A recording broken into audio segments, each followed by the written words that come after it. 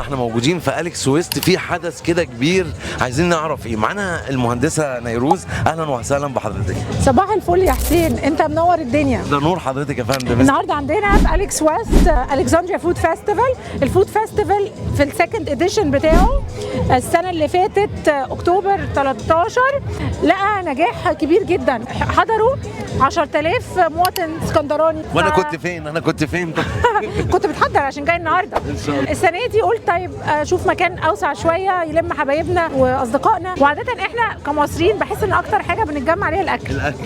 صح طبعا. الاكل ايه اللي خلاكي تفكري في اللوكال براند كله، الاكلات المصريه والمطاعم المصريه؟ اولا احنا شاطرين جدا والناس كلها بكل حب مجتهده، هو الناس كلها فرحانه وجايين. انت بتساعدي كل الناس دي ان انت تجمعيهم في مكان هنا، وانت اللي بتقفي مع كل الشباب الحرف اليدويه والاكل والمطاعم والحاجات دي.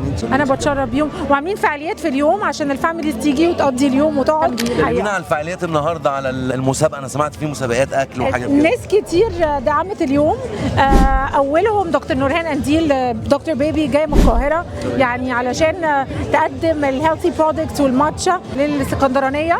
عندنا صديقنا واخونا نجم النجوم احمد رجب العدلي هيقدم ستاند اب كوميدي الساعه 7، وعندنا 3 مسابقات طبخ.